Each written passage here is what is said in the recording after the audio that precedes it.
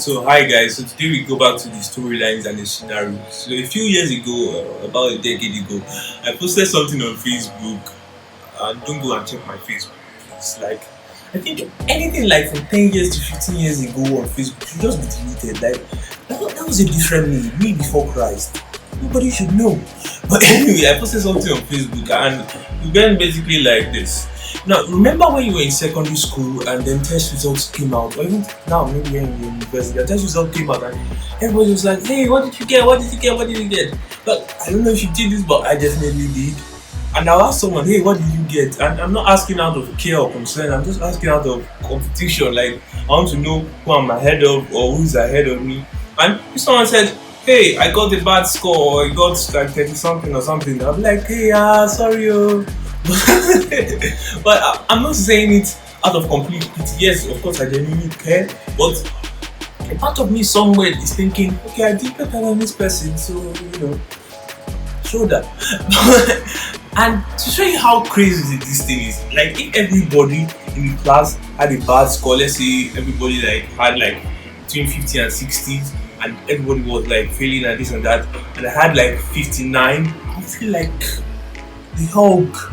But if everybody had a good score, like everybody was having 90 something and I had 89, I'll feel bad, which is strange because I did better than my former self. But that's how deep this narcissism goes, and today it's everywhere. It's not just in what we did in secondary school, it's not just with tests, but it's basically in almost everything we do, every form of competition that exists between one person and another person. And it is what we call Schadenfreude. So if you're tired of all the Valentine cliche, all the Louis raw comedy and everything, and you want some free mind peace for the next few minutes, make sure you stay tuned and watch this video till the end. Let's get right into it. So hi guys, it's your boy Timi and welcome to Placards of Heaven. And here on this channel, we'll help people to understand why they believe what they believe as Christian. So if you love that, hit the subscribe button and make sure you feel free to binge watch a lot of our content. So today we'll be talking about Schadenfreude. Basically, for organization's sake, let me just define it. So it means pleasure derived from other people's misfortune. Basically, well packaged and jealousy on steroids. Now, this thing is not just a sin thing or bad people thing. No, it's something that's almost natural, something that's almost like a reflex for everybody, and it's something that has been trained in and ingrained in our bodies and in our systems since we were crawling on our knees, even up till now. And it has scientific backing, in fact. Based on different research, which I'll put in the description below, you'll see that man has been discovered to attach a bad news from a friend or a competition to a feeling of pleasure, such that in our brain, in our substantial liger, some level of dopamine is released. And basically, that's like the inner ego in our brain that tells us, hey, this thing was good. And so we feel good about bad news. That's weird.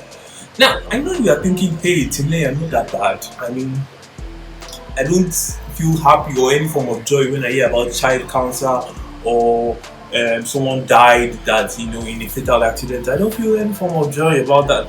And yes, I am not that crazy too. I'm not Voldemort. I don't feel that way about such bad news. But narcissism is way more subtle. It's way more, in code.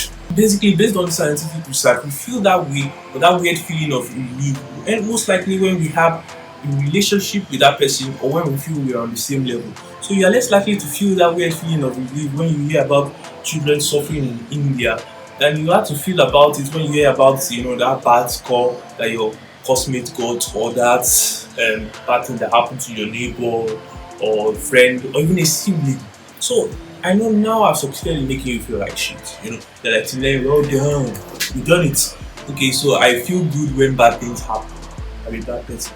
But that's not the main point. The main point I want us to bring out is the solution. Like, how do we grow out of this thing that almost seems like a natural phenomenon for everybody? Well, like we said, I myself have gone through this thing and I still go through it day to day, but I've learned to grow out of it and I'm growing out of it. And I want to share how and what I've learned in the process of growing out of it. So, let me share a story with you.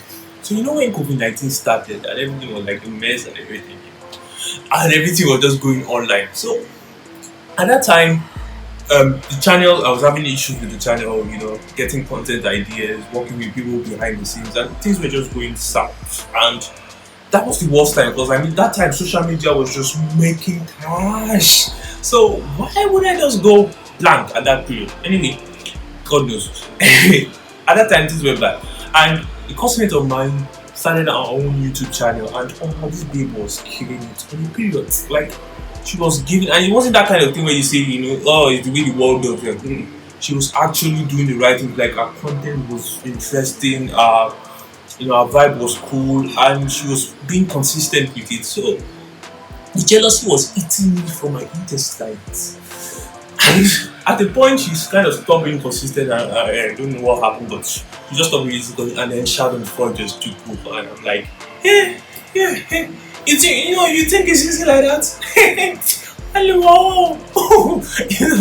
Either way, it was bad, and I'm ashamed of it. But basically, that's not the main point. The main point is, how did I fix that? How did I come out of that state of mind? Well, the first thing I did was I prayed to God about it, and that's the first thing you should really do. I told God how I was feeling and how I knew that this feeling was wrong.